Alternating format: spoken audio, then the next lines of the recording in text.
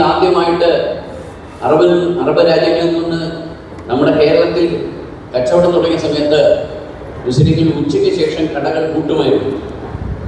ചരിത്രത്തിൽ സംഭവമാണ് പറയുന്നത്. എന്തിനാണെന്നറിയാമോ?